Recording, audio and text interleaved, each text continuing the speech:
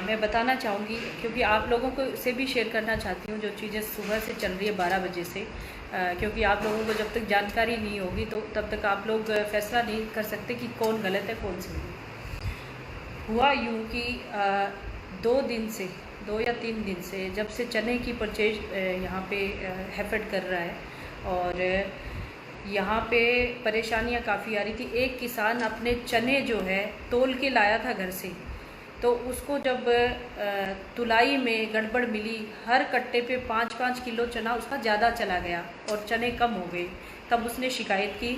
ये इस तरह के मामले, जैसे पानी नहीं मिला उनको पीने को, 4-4 दिन से किसान बैठे हुए हैं, टोकन मिलने के बावजूद उनकी परचेज नहीं हो रही और चनों को ऐसे कह के छोड़ दिया जाता है कि ये चना का रंग ख़राब है, ये चने में कच्चा है, ये टूटा है।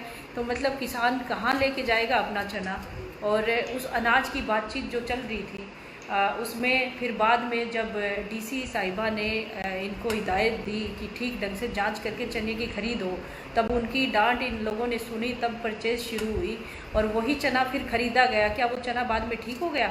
तो ये सब मामला देखिए, कल मैं भी देखने गई थी और मैं इसलिए देखने गई थी क्योंकि आदमपुर विधानसभा के कुछ गाँव इस मंडी से लगते हैं, हिसार की मंडी से, और आदमपुर की बजाय हिसार आते हैं, जो बालसमंद, खरिया, डोबी, ये वाले गांव। बार बार वर्कर्स के फ़ोन आ रहे थे और आप लोगों को जानकारी होगी, जहां किसान के हित की बात आती है और जहां पे किसान को परेशान किया जाता है, वहां पे मैं हमेशा पहुंच जाती हूं और मुझे कुछ भी करना पड़े, चाहे मैं उसकी आवाज़ को उठाती हूं हमेशा। समस्या का हल करने के लिए हमने ये प्लान किया कि जो बालसमंद में परचेज सेंटर है, मंडी है, उसमें करोड़ रुपया खर्च किया हुआ है, लेकिन उस पर शेड नहीं लगा हुआ और शेड नहीं लगने की वजह से वो परचेज सेंटर रिजेक्ट कर दिया गया, क्योंकि चने के अगर ऊपर पानी की बूंद लग जाए तो चना उग जाता है, तो चना खराब हो जाता है।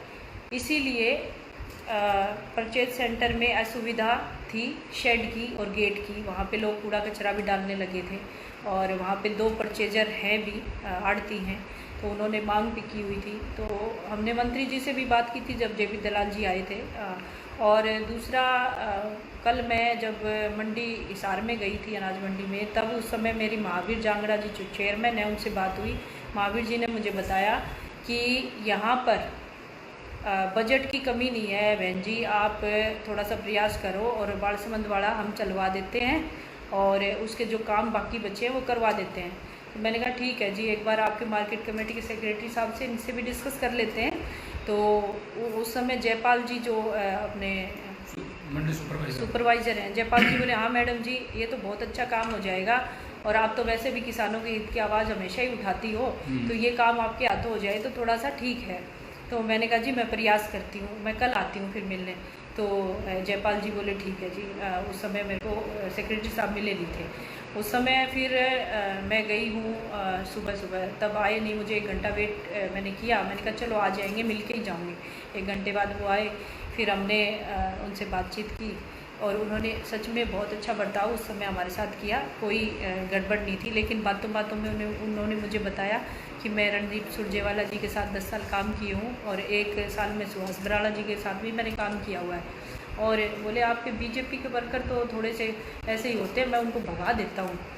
उन्होंने ये बात की आज जब मतलब सुबह आप आज सुबह जब मैं मिलने गई थी, तो मैंने कहा चलिए कोई बात नहीं, पार्टी वार्टी अलग जगह है, आप अपना आप मार्केट कमेटी का ये जो काम है आपको करना है, शेड वाला, किसानों के हित की बात करनी, पार्टी की बात नहीं करनी।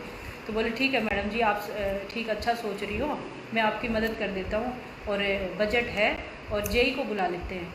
तो जेई को जैसे बुलाया तो उनसे फ़ोन पे बातचीत हो रही थी, वो कहीं गए हुए थे। तो मैंने कहा चलो जेई को रहने दो, आप ही लिख लाएंगे, डायरी में नोट कर लाएंगे क्या क्या चीज़ें हैं, वो बाद में जाके नहीं।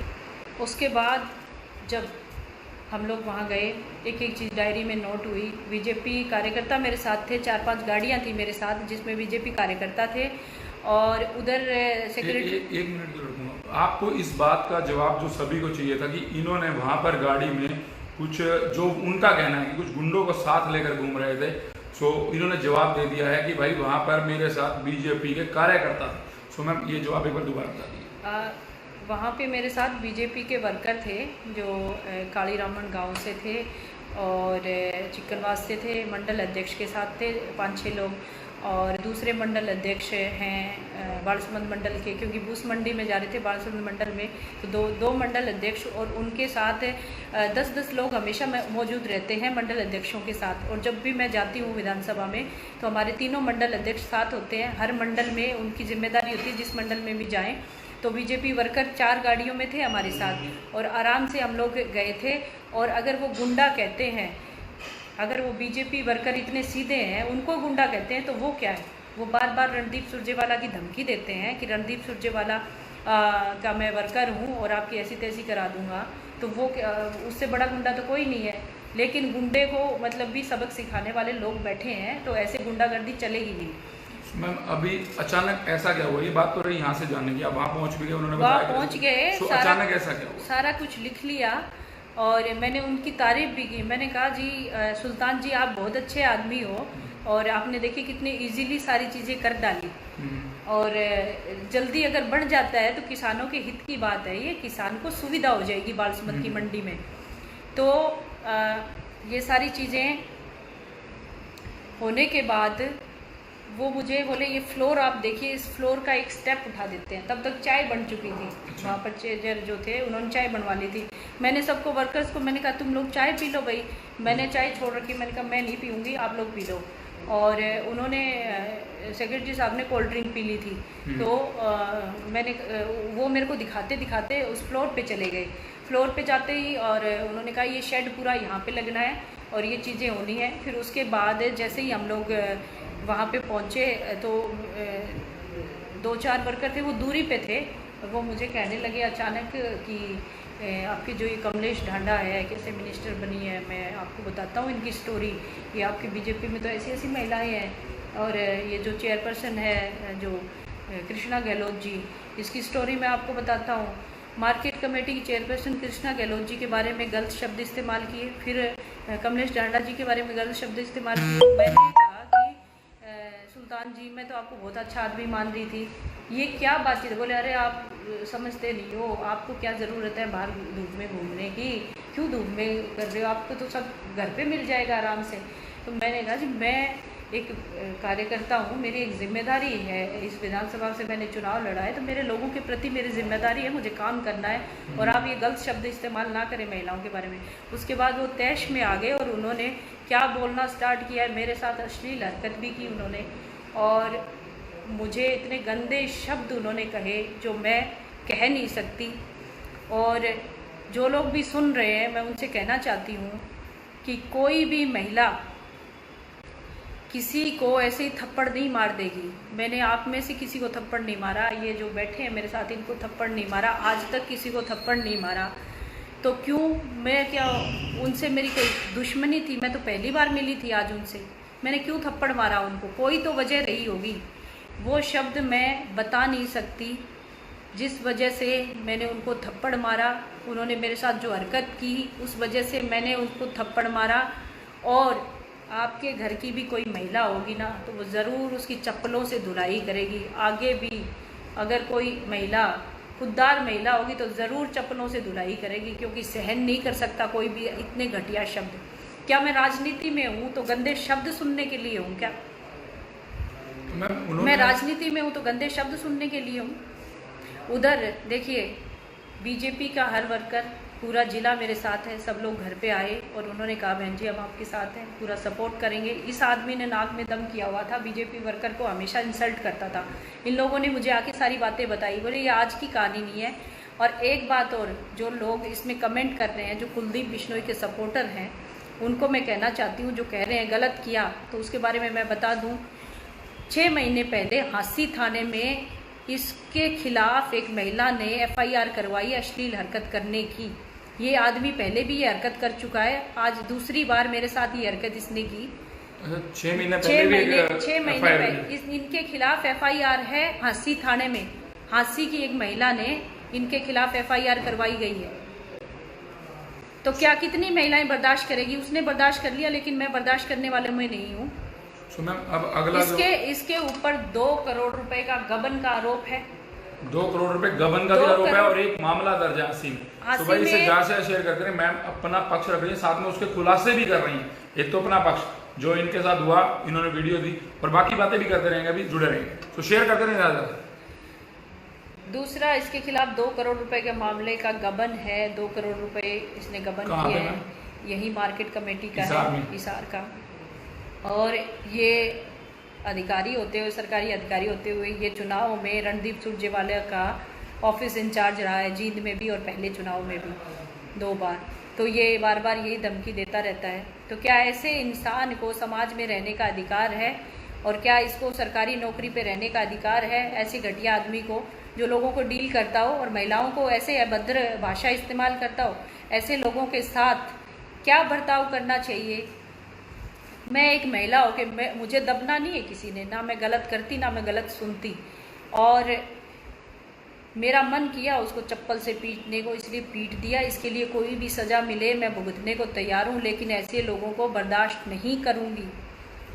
जो अगली बात है, उन्होंने लगातार कहा कि उससे पहले, आपके पीटने से पहले, उनका कहना है कि आपके गुंडों ने या आपके वर्कर्स ने उन्हें वहाँ पीटा। तो इस बात में जैसे ही उसने ये शब्द बोले और मैंने कहा क्या बोल रहे हो आप, तो मेरे साथ जो वर्कर खड़ा था उसने उसको मारना स्टार्ट किया, तो मैंने उसका हाथ रोका। मैंने कहा तुम नहीं मारोगे इसको। मैं चिल्लाई और मैंने उन लोगों को हटाया है, वीडियो में आ भी रहा है। मैंने उसको 2 थप्पड़ मारे उसमें। मैंने उनको चिल्ला गया तुम लोग नहीं मारोगे, इसने मुझे बोला है, तो मैं मतलब मुझसे बर्दाश्त नहीं हुआ, मैंने मारा उसको।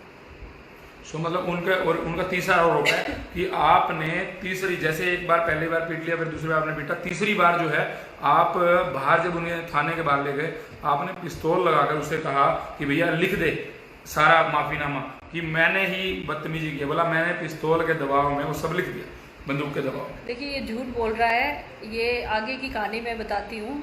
फिर इसने जैसे थाने में गया, थाने के लोग आ गए थे, 2 पुलिस वाले आए और उसके साथ वो चला गया और हम भी साथ साथ चले गए। वहाँ पे थाना इंचार्ज रामचंद्र जी मिलते हैं हमें। रामचंद्र जी को मैंने कहा रामचंद्र जी मैं एक रिपोर्ट दर्ज करवाने आई हूँ। बोले ठीक है जी, आप बताइए क्या हुआ। तो मैंने सारी बात बताई, तो उन्होंने कहा कि आपकी रिपोर्ट लिख लेते हैं। साथ में सुल्तान जी बैठे हुए थे, उन्होंने कहा बहन जी मुझे माफ़ कर दो, मेरे से गलती हो गई, आप जो करवाना चाहो, जो लिखवाना चाहो लिखवा लो, लेकिन मुझे माफ़ कर दो, मेरा मामला बाहर आ गया तो मुझे तकलीफ़ हो जाएगी। तो उसने बार बार गिड़गिड़ाया, उसकी आंखों में आंसू भी देखे, तो मैंने उसको माफ़ कर दिया। मुझे लगा कि बात को नहीं ज़्यादा बढ़ाना चाहिए, लड़ाई झगड़े में कुछ नहीं रखा, इसीलिए मैंने उसको माफ़ करके मैं चली आई। और उसने थाना इंचार्ज के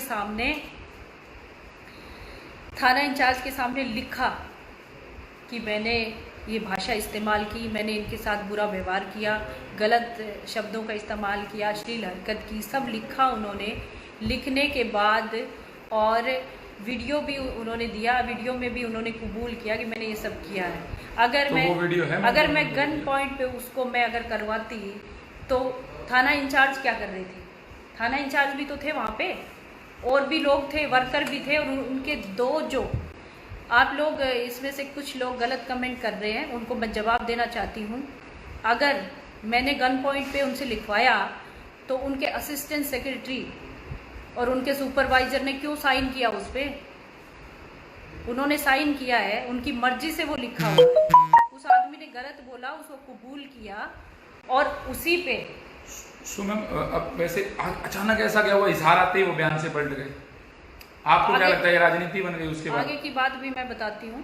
जैसे हम लोग निकले थाने से, उन्होंने मेरे से कई बातें की, फिर बाद में बोले बहन जी आपका बहुत बड़ा दिल, आपने मुझे माफ़ कर दिया। मैंने तो चलो गलती कर दी, मुझे लगा कि चल जाएगा सब, लेकिन आपने चलो मुझे माफ़ किया इस हरकत के लिए। आगे से मैं आपसे अच्छा रिलेशन बना के रखना चाहता हूँ और हमेशा आपकी मदद करूँगा जहाँ भी आपको ज़रूरत पड़ेगी। मैंने भी उसको कहा ठीक है भाई साहब, अगर ऐसा आपका मन है तो बिल्कुल, मेरे मन में आपके प्रति कोई गिला शिकवा नहीं है अभी। और ये सारी बातें हो गई थी। उसके बाद जब गाड़ी में बैठने लगे, मैंने कहा आप चेयरमैन साहब के साथ निकल लो, मैं भी घर निकल लेती हूँ। तो वो जैसे ही बैठने लगे, उसके बाद थाना इंचार्ज आए रामचंद्र जी, उन्होंने कहा मैडम जी एक बार आप इनको मत लेके जाओ, क्या पता आपके वर्कर और भड़क जाए, कोई इनको मारने लग जाए, कहीं कोई और घटना ना हो जाए, इनको यहीं छोड़ दो। मैंने कहा आपकी बात भी ठीक है, मतलब इन्होंने सारा ये कुछ गड़बड़ किया है, कोई भड़क गया, कुछ हो गया ना तो पंगा मतलब ज़्यादा बढ़ सकता है, इसलिए इनको आप यहीं रखो, बाद में भेज देना। तो वो वहाँ पे बैठ गए थे, लेकिन बाद में उनका क्या मन बदला, क्या अब उसको पुलिस वालों ने कहा है कि अपने सपोर्ट में, अपनी प्रोटेक्शन में कुछ करो, या इसको अपने आप से कुछ हुआ है। ज़रूर कुछ ना कुछ चीज़ हुई है बाद में जो इसने अपने बयान बदले और मेरे खिलाफ मामला इसने दर्ज करवाया। और जब मैं बोल रही हूँ, इसने बोला था, उसका वीडियो नहीं है कोई भी, क्योंकि उस समय कोई शूट नहीं कर रहा था। और जैसे ही बात बढ़ी तब लोगों ने रिकॉर्ड करना शुरू कर दिया था, और उसमें आप लोग देख सकते हो शब्द, मैंने उसको हरामजादा कमीना ज़रूर कहा है, क्योंकि उसने घटिया चीज़ें जो बोली उसके लिए ये बहुत कम शब्द थे, मैंने ये ज़रूर कहा है। लेकिन मैंने ये भी कहा उसको कि ऐसे लोगों को समाज में जीने का अधिकार नहीं है, लेकिन मैंने उसको कोई जान से मारने की धमकी नहीं दी है। कहीं भी मेरा ये बयान नहीं है कि मैं तेरे को जान से मार डालूँगी, मैंने नहीं कही ये चीज़ें, क्योंकि कोई भी किसी को जान से मारने का अधिकार नहीं है। कानून उसको सज़ा देगा उसने जो किया है तो, और उसने जो किया उसके बाद मैंने जो किया, मुझे अगर मैं गलत हूँ तो मुझे सज़ा मिलेगी, और उसके लिए मैं तैयार हूँ। मैं अपनी बात से पीछे हटने वालों में से नहीं हूँ, हमेशा यही करती हूँ, जो गलत है उसको गलत कहूँगी और जो ठीक है उसको ठीक कहूँगी। उसका व्यवहार पहले ठीक था और बहुत अच्छे से उसने बर्ताव किया, लेकिन उसने बीजेपी की महिलाओं पे जब टिप्पणी शुरू कर दी तब बात आगे बढ़ी, और उसने मेरे साथ अश्लीलता करने की कोशिश की, तब बात आगे बढ़ी, तब मुझे उसको पीटना पड़ा। तो मैम जैसे कि वो बात अब अगली बात जो थी, उनको इशारा पे अचानक क्या हो गया कि वो एकदम भड़क गए और मामला दोबारा उठा दिया, इसके पीछे आपको क्या लगता है? तो इशार आ रहे थे वो, पर थाना इंचार्ज ने कहा भी एक बार आप बैठ जाओ, आप लोग चले जाओ, थोड़ा मामला शांत हो जाएगा, आप अपने आप फिर बाद में चले जाएंगे। उसके बाद पता नहीं, मुझे नहीं पता क्या हुआ क्या नहीं हुआ, वो अभी वो उनकी वो जाने। और मैं ये भी देखिए, उनकी गालियाँ निकाली हुई रिकॉर्डिंग बीजेपी वर्कर्स के पास है, हर एक नेता को गंदा बोलते उनकी रिकॉर्डिंग है हर जगह। अगर वो उतारू हो रहे ना इस मामले पे, तो हम लोग भी, हमारे पास प्रूफ है सारी चीज़ों के, हम प्रूफ लेके बैठे हुए हैं। जो लोग आज कह रहे हैं ना कि मैंने गलत किया, तो उन लोगों से बताना चाहती हूँ, आपके घर में भी बेटी है या बहन है, आपकी बहन बेटी को ऐसी गंदी चीज़ बोली जाती है तो क्या आप चुप बैठोगे, उसका मुंह नहीं तोड़ दोगे? जहाँ कुलदीप बिश्नोई ने कहा है कि सोनाली फोगाट को अरेस्ट करना चाहिए, मैं कुलदीप बिश्नोई से पूछती हूँ, अगर रेणुका जी को कोई आदमी, कोई सरकारी अधिकारी बोल दे तो किसी के साथ ये किया वो किया, मतलब मैं वो शब्द नहीं बोल सकती, तो क्या आप उसको माफ़ कर दोगे? उसका मुंह नहीं तोड़ दोगे आप? बात करते हैं, अपने पे बात आई जब तब बताना ना। तो कुल मिलाकर अभी फिलहाल आपका कहना है कि राजनीति शुरू हो चुकी है इस मैटर में? राजनीति बिल्कुल कर रहे हैं। वो हमेशा से दोस्त दिखाता आ रहा था रणदीप सुरजेवाला की, हर एक वर्कर को, कितने सारे लोगों को खड़ा कर दूं मैं, वो प्रूफ लेके आए ना, मैं तो प्रूफ देने को तैयार हूँ। सो अभी आप हिसार की जनता जो ये सोच रही है, जो उसका लास्ट क्वेश्चन है मैम, वो यही है कि आपने अपना कानून हाथ में क्यों लिया? अगर कोई ऐसी सिचुएशन बनी थी तो उस टाइम पुलिस वाले आपके आगे खड़े थे। देखिए, यहाँ पे लोगों के कमेंट्स आ रहे हैं, बहुत लोग हमें सपोर्ट कर रहे हैं, उसमें कह रहे हैं कि यदि किसी ने फालतू बकवास की तो उसे नंगा करके आदमपुर चौक पे जूतों की माला पहनाऊंगा, और धर्मपाल ढाका बुथनकला से लिख रहे हैं। तो देखिए, मेरे भाई मेरे सपोर्ट में आए हैं। ये एक महिला के मान सम्मान की बात नहीं, ये समाज की सारी महिलाओं के मान सम्मान की बात है। आज ये आदमी मुझे कह रहा है, 6 महीने पहले इसने अपने साले की वाइफ के साथ ऐसी गंदी हरकत की थी, उसने FIR करवाई। अच्छा, जो 80 में FIR हुई अपने साले की वाइफ, इसके साले की वाइफ है वो। अच्छा। इसने ये दूसरी बार की है, क्या पता कितनी और हरकतें की होगी। आज तो मैंने इसकी धुलाई कर दी तो ये मामला बाहर आ गया, कोई महिला बोले ना तो ये तो करता चला जाएगा। लोग मुझे कह रहे गुस्सा आपका काबू में नहीं है। गुस्सा आपकी बहन के साथ होगा तो आपका भी गुस्सा काबू में नहीं रहेगा। आप अपनी बहन से पूछ के देखो, उसको गंदे शब्द बोले जाएंगे तो वो चप्पलों से धुलाई जरूर करेगी। सुना, अभी वैसे कुल मिलाकर निष्कर्ष क्या निकलता है कि आपकी भी कोई गलती थी या सारी गलती उनकी थी? बिल्कुल सारी गलती उन्हीं की थी और उन्हीं से शुरुआत हुई। हम तो काम कर रहे थे अपना, हम कहाँ गलती पे हैं? और महिलाएं अपनी सुरक्षा के लिए हथियार भी उठा सकती है और चप्पलों से धुलाई भी कर सकती है, ये उसका अधिकार है। कोई भी उसके मान सम्मान को ठेस नहीं पहुंचा सकता। कैसे कह सकता है कोई? वो स्वतंत्र है अपना काम करने के लिए, चाहे वो घर से बाहर काम करे या घर के अंदर काम करे। कौन उसको हिदायत देने वाले आप कौन होते हैं? मैम एक बात उन्होंने कही कि आपने किस हक से, उन्होंने मेरे इंटरव्यू में कही कि आपने किस हक से उनसे आकर ये सारी बातें पूछी, आपका पद क्या है? उन्होंने लास्ट बात मुझसे मेरे इंटरव्यू में ये भी कही है क्या कि आप किस हक से उनके पास आए और जाकर सारी बातें पूछी कि आप ये मार्केट कमेटी में क्या कर रहे हैं, तो आपका पद क्या है, वो आपका पद जानना चाहते हैं। अच्छा, अभी इस बात पे उतारू हो गया है क्या पद है? देखिए, एक विधानसभा को रिप्रेजेंट करती हूँ, मैंने चुनाव लड़ा था, मुझे भी लोगों ने वोट किया है और उन लोगों के हक के लिए मैं आवाज़ उठा सकती हूँ। मंडी में जो कारनामे चल रहे थे उसमें किसान परेशान था, कम से कम 100 लोगों के फ़ोन हमारे पास आए थे कल, और उसको उस समस्या से निजात पाने के लिए एक आम इंसान के नाते भी मैं आवाज़ उठा सकती हूँ। एक आम इंसान के नाते, किसान होने के नाते, मेरी ज़मीन भी आदमपुर हल्के में पड़ती, किसान होने के नाते भी मैं मार्केट कमेटी के सेक्रेटरी से पूछ सकती हूँ कि आप क्या कर रहे हैं इस मामले में। और एक आम आदमी के नाते ही मैं गई हूँ, चाहे मुझे आप कोई और पदों की बात छोड़ो, वो सरकारी अधिकारी है, सरकारी एम्प्लॉई है, क्यों नहीं, मतलब है किस लिए बैठा हुआ है मार्केट कमेटी का सेक्रेटरी बन के, और किसान की बात उसको सुननी पड़ेगी, चाहे वो अपने समस्याओं के लेके बात करे, चाहे कुछ और बात करे, अपने अनाज का उठान हो, चाहे उसका परचेज हो, कुछ भी हो, तो मार्केट कमेटी के सेक्रेटरी को आप बता दें। हम तो इनको इतना सम्मान दिए हुए थे और वो आज हमसे पूछ रहा है। मैं किसान के नाते उससे मिलने गई थी। कुल मिलाकर आपने दोनों पक्षों को सुन लिया। अभी आप क्या डिसाइड करने वाले हैं? आपको क्या लगता है कि कौन सही और कौन गलत? लेकिन जितना मैडम का कहना है कि कुल मिलाकर कि गलत उन्होंने मेरे साथ बोला, तो किसी भी अगर महिला के साथ कोई गलत बोलता है तो उसे गुस्सा आना लाजमी है। उनके समर्थकों ने भी, उनके साथ जो भी होगा, अगर हम भी उनकी जगह खड़े तो शायद ये सब करते जो इनका कहना। सो आगे क्या सच है और क्या झूठ है, आपको गलत है, कमेंट करके जरूर बताएं। बाकी दोनों के अपने आरोप प्रत्यारोप देख लें। और मैम आप भी केस करने वाले हैं? बिल्कुल, हमने FIR अब दर्ज करवा दी है। ये जो कुछ लोग हैं मुझे मेरे इस पे फेसबुक पे कमेंट्स कर रहे हैं, बहुत लोग सपोर्ट पे आए कि आपने सही किया, अगर किसी महिला के साथ ऐसा अभद्र व्यवहार होता है तो उसको जूतों से धुलाई करनी चाहिए। धन्यवाद आप सभी का जो मेरे साथ सपोर्ट में खड़े हैं। इसार के बहुत सारे लोगों का फ़ोन आया, BJP वर्कर्स का भी फ़ोन आया, महिला मोर्चे की बहनों का भी फ़ोन आया। सब लोग कह रहे हैं कि ऐसे लोगों के साथ ऐसा ही व्यवहार होना चाहिए। सो अभी आपने FIR करा दी? हाँ, FIR करवा दी, कंप्लेंट करवा दी, मतलब कंप्लेंट आपने कर दी? हाँ, कर सो दी। किस, मतलब आपने क्या आरोप लगाया भाई अभद्र बोलने का? हाँ, इसका हमने आरोप यही लगाया जो इसने किया, अभद्र और अश्लील हरकत करने का हमने इस पर आरोप लगाया। सो कंप्लेंट दोनों तरफ से हो चुकी है। बाकी अब पुलिस प्रशासन को डिसाइड करना है कौन सही कौन गलत। लेकिन आप भी दोनों इंटरव्यू देकर अंदाजा लगाएंगे, एक महिला अगर खुद कह रही है कि मुझसे इस तरह की बकवास हुई है, मुझसे इस तरह की बदतमीजी हुई है, तो इसमें तो मेरा मानना है जो भी साथ हो, चाहे आप मैं भी खड़े हैं रोड पे चलते, अगर हम भी अगर किसी को महिला को छेड़ रहा है तो हम शायद थोड़ा गुस्सा हो ही जाते हैं। सो इन्होंने क्या किया क्या नहीं किया वो सब आपके सामने है, लेकिन कमेंट करके जरूर बताएं कि आपको क्या लगता है कौन सही और कौन गलत। ठीक है भाई, सारे भाई बहनों लाइक शेयर कमेंट करते रहें, क्योंकि सोनाली फोगाट जी ने कुछ सामने आकर हिसार में शायद पहले चैनल पर अभी आज के दिन बयान दिया है, तो इसे ज़्यादा शेयर करते हैं। बाय।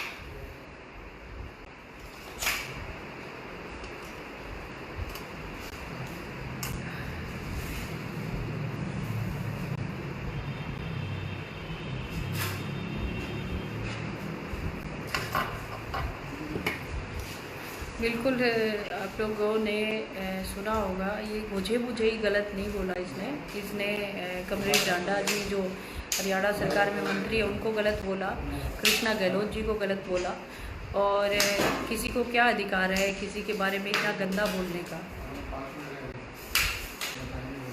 और मेरे साथ जो हरकत इसने की वो मैं इस पर बोल नहीं सकती, बता नहीं सकती। उसने बहुत ही घटियापन पे वो उतर आया था, तो ऐसे आदमी को सज़ा मिलनी चाहिए ताकि वो समाज में दूसरी महिलाओं को नुकसान ना पहुंचा सके। ऐसे आदमी से नुकसान है महिलाओं को। और जैसे उसने अपने साले की वाइफ के साथ जो व्यवहार किया, उसने उसके खिलाफ, जो परिवार का ही नहीं है, परिवार की महिलाओं ही उससे सुरक्षित नहीं है, तो हम बाहर की महिलाएं क्या रही, उसकी महिलाओं के प्रति सोच ही घटिया है उस आदमी की। धन्यवाद सभी भाइयों का जो सुनील ढाका भाई साहब, धर्मपाल ढाका भाई साहब, हरपाल ढाका भाई साहब, सब ने मुझे, आप लोग सब सपोर्ट कर रहे हैं। जो ऐसे लोग हैं जो समाज पे एक कलंक है, ऐसे लोग जो इतनी गंदी हरकतें करते हैं। जो देखिए, महिला होने का मतलब ये नहीं है कि वो मतलब किसी की सुनेगी। जितना पुरुष स्वतंत्र होकर जीता है, उतना ही स्वतंत्र होकर जीने का अधिकार महिला को भी है। और महिला भी अपने हक की बात कर सकती है, वो भी स्वतंत्र होकर काम कर सकती है। अगर उस पर कोई उंगली उठाता है, गंदे और भद्दे शब्द इस्तेमाल करता है, घटिया बोलता है उसको, और उसके साथ छेड़खानी करता है कोई, तो उसको बख्शना नहीं चाहिए। उसके साथ तुरंत ऐसी धुलाई होनी चाहिए ताकि वो ज़िंदगी में सबक ले और दूसरे महिलाओं के साथ ऐसी बात ना कर सके। आप लोग जिसने भी मुझे सपोर्ट किया उनका धन्यवाद है। और लेकिन जो लोग राजनीति कर रहे हैं उनको मैं पूछना चाहती हूँ, आपकी बहन के साथ अगर ऐसा हो जाए तो क्या उसको फूलों की माला पहनाओगे क्या आप लोग? अगर आपकी बहन के साथ उसको कहता है वो खड़ा होके और ऐसा सुनने को मिले, आप तो शायद फूलों की माला पहना दो राजनीति करने के चक्कर में। जो लोग भी मुझे बुरा भला कह रहे हैं अभी, लेकिन वो बहन जो है वो नहीं पहनाएगी, वो जूतों की माला पहनाएगी और जूतों से धुलाई भी करेगी।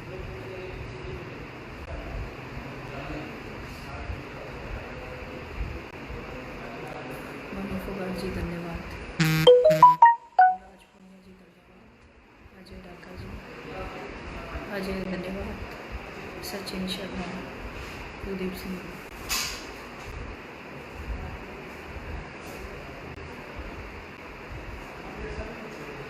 वीर यादव, वीर यादव, कितनी घटिया सोच है आपकी वीर यादव। आपके घर की महिला के साथ अगर ऐसा होता है तो आप तब भी यही कहेंगे क्या वीर यादव? शर्म आने चाहिए। मतलब तुमने भी ऐसी हरकतें की होगी कहीं पे, तभी ऐसे आदमी को सपोर्ट कर रहा है वीर यादव।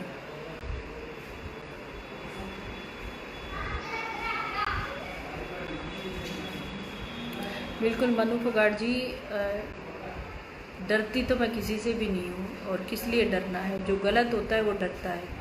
और उसने जो चीज़ें बोली है, अगर मैं गलत होती तो मैं चुपचाप बैठ जाती।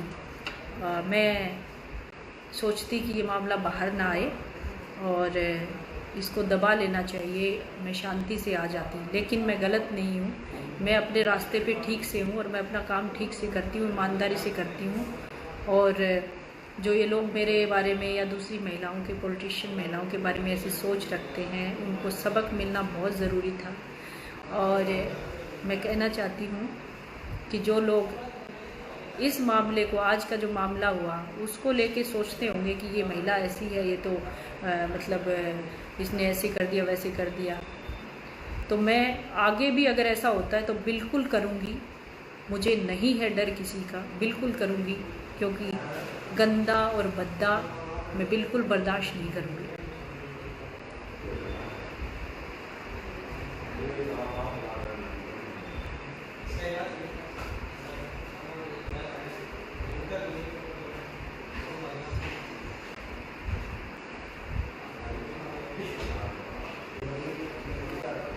नहीं, जैसे कि सब लोग देख रहे हैं और मेरी बात सुन भी रहे हैं, तो मैं बार बार यही बात दोहरा रही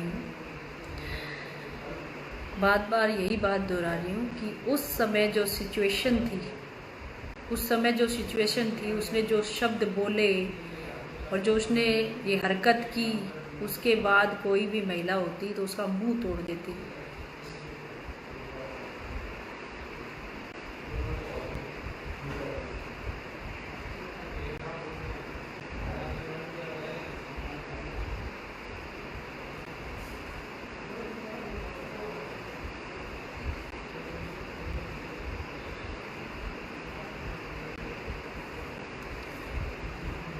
हम लोग देखिए,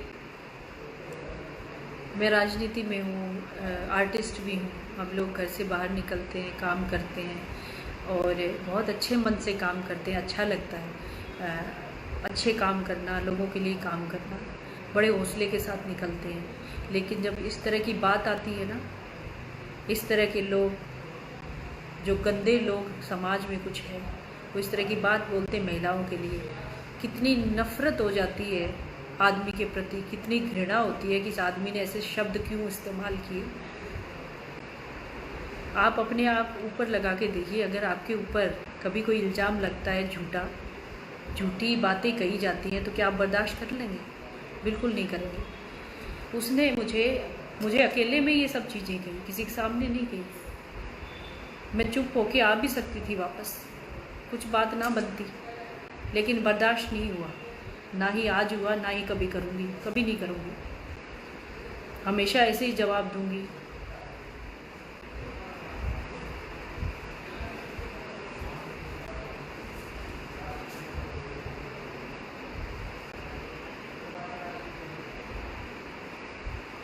कोई किसी को ऐसे ही बिना वजह नहीं मारता। क्या शौक़ था मुझे कोई शौक़ नहीं था कि मैं उसको चप्पल से मारूं या थप्पड़ मारूं। क्यों किसी को मैं परेशान करूं? लेकिन उस आदमी ने हरकत ऐसी की, उसने किसी औरत को नहीं छोड़ा, किसी औरत को भी गंदा बोले। सारी जितनी पॉलिटिशियन उसके लिए मतलब गंदी गंदी बातें उसने बोली।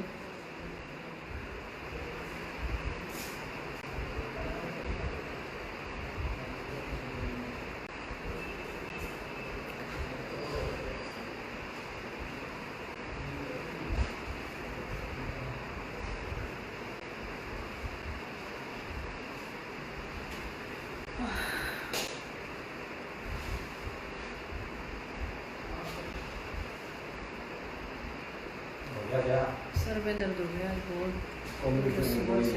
हाँ, दवाई लेनी पड़ेगी मुझे।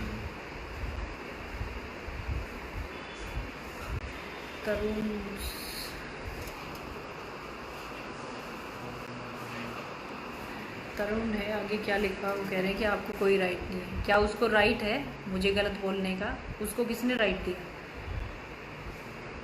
वो बोलता है तो उसको राइट है और हम उसकी धुलाई करते हैं बोलने पे।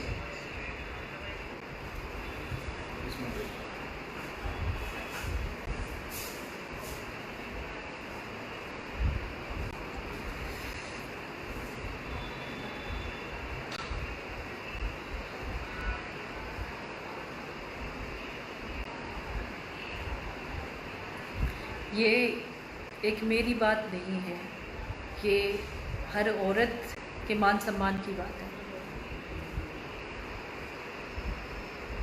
अगर कोई सरकारी नुमाइंदा, सरकारी अधिकारी ऐसा करता है तो कहाँ सुरक्षित है महिलाएं? कहाँ पे सुरक्षित है?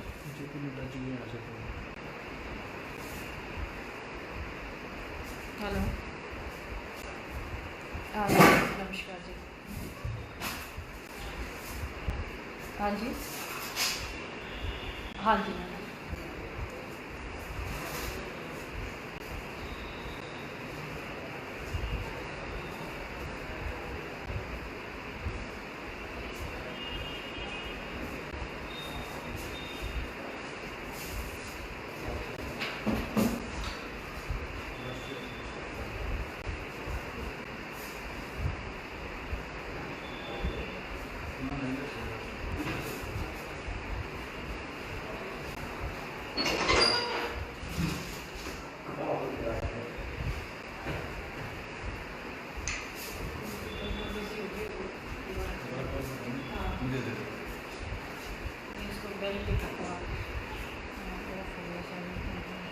पानी फिर से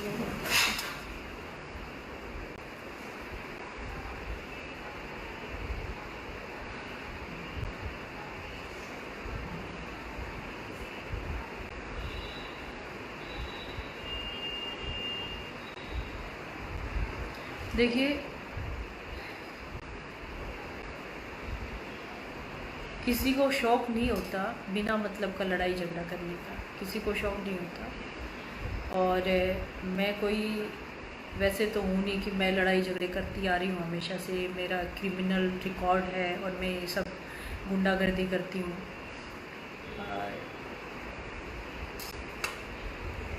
मैं एक ऐसी महिला हूँ जो हमेशा सबके दुख दर्द में हमेशा खड़ी रहती हूँ, जीव जंतुओं से प्यार करती हूँ, लोगों के बीच रहना मुझे अच्छा लगता है, सबके लिए काम करना अच्छा लगता है।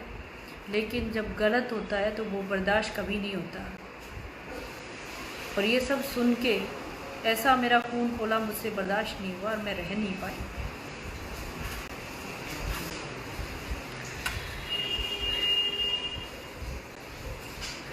ये वो आदमी बहुत अच्छी तरह से जानता है कि उसने गलत किया, बार बार उसने माफ़ी मांगी, लेकिन उसने अपने आप को प्रोटेक्ट करने के लिए, अपने आप को बचाने के लिए उसके पॉलिटिशियन मित्र जितने हैं, उसके वेल विशर, उनके कहने पे उसने ये सब चीज़ें की हैं। बाद में जब वो माफ़ी मांग चुका था, माफ़ी मांग के हमें लिखित में दे चुका था सारी चीज़ें, मैंने उसको उस पर दया दिखाई, माफ़ कर दिया, सब कुछ हो गया। फिर उसने वापस ये क्या रंग दिखाया, उससे उसकी जो घटियापन है, उसका घटियापन दिखता है। मैं उसको रिस्पेक्ट दे रही थी, बाद में भी मैं कह रही थी भाई साहब ठीक है, जो हो गया कोई बात नहीं, आप अपना काम करो और मैं अपना काम करती हूँ। और उसने मुझसे माफ़ी मांगते हुए ये भी कहा था कि आपकी रिस्पेक्ट करूँगा हमेशा, आपके साथ अच्छा रिलेशन बना के रखूँगा हमेशा, और हम मिल के काम करेंगे। लेकिन उसने बाद में ऐसी हरकत जो की है वो उसका घटियापन दर्शाती है।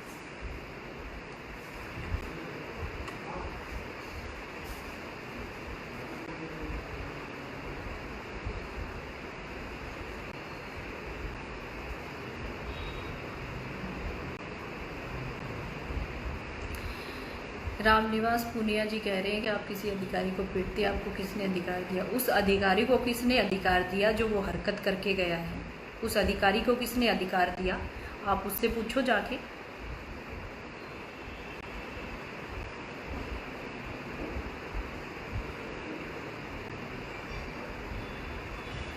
सुंदर कान्हा जी कह रहे हैं आपको सत्ता का घमंड है। हम तो सत्ता में हैं तो भी हम नहीं कहते, लेकिन वो आदमी बार बार रणदीप सुरजेवाला के बारे में धमकियाँ देता था बीजेपी वर्कर्स को, और मार्केट कमेटी के दफ्तर जब ये लोग जाते थे उनकी इंसल्ट करके भेजता था। किसान जब जाते थे उसको जब पता चलता था बीजेपी से जुड़ा हुआ है तो उसका अनाज खरीदने नहीं दिया जाता था। ऐसा व्यवहार उसने किया। वो बिना सत्ता में रहे सब कुछ कर सकता है, और हम सत्ता में रह के भी कुछ आवाज़ ना उठाए जो अन्याय है उसके खिलाफ।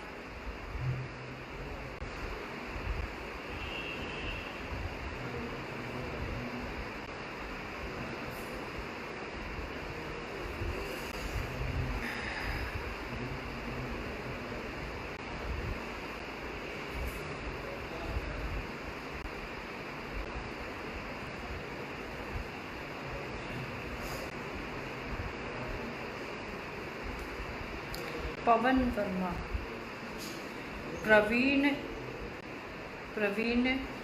कुशलिया कह रहे हैं कि सारी हमदर्दी खो चुकी है आपके खिलाफ। आप अपनी हमदर्दी अपने पास रखें। मैं अपने खिलाफ गंदे जो शब्द है उसको नहीं सुन सकती। मेरा मान सम्मान मेरे लिए बहुत ज़रूरी है, और ये सब चीज़ें मैं कभी सहन नहीं कर सकती।